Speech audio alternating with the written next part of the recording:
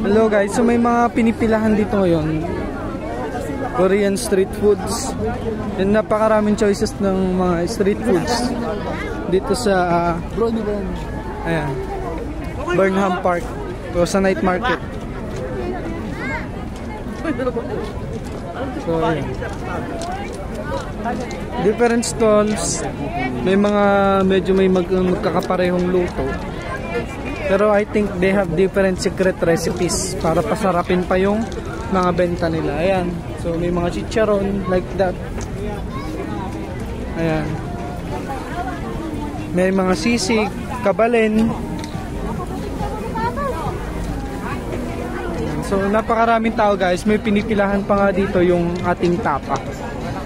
So hindi muna tayo makatikim dahil medyo gahol tayo sa ating oras. Yung mga tangulo.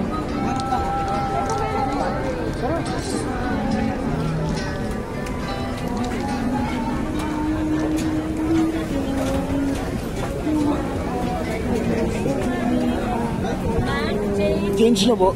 Sukli daw po. Ayan, so may mga fresh fruits din. May mga pomelo, mangga. Magkano po yung suha? 80. 80? 50 sa suha. Ay, 50, 80. Ah, 50. Mangga. Ano? Suha. Hindi niya season eh. Oo. Ano? Suha. Isa nga po dito sa suha. Ano po ilalagay? Ano po meron? Suka, alam. Basta hindi po alamang. Ayaw naman. Huwag po masyado madami. Ganun. Saluhan po ng konting asin.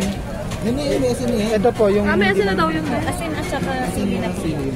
Thank you po. Uy, bayad. Ay, oo nga pala. Asan yung wallet ko? Asaan? Nandiyan.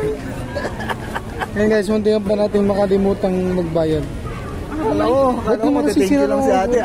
Kaya nga eh. X-Deal. X-Deal ko yung ipopromote na lang.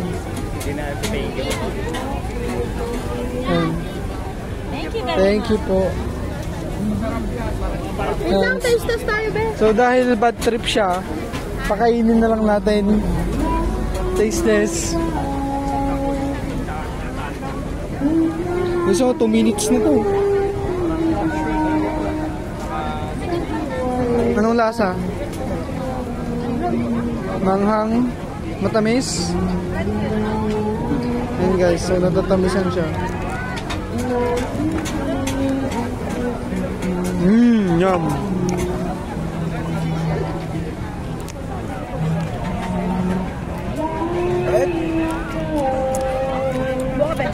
Hindi po kaya sasakit na natin yan. Masa ba dyan mo? Masa dyan mo? Hindi no. Ate, okay lang ako. Kaya lang natin natan ko.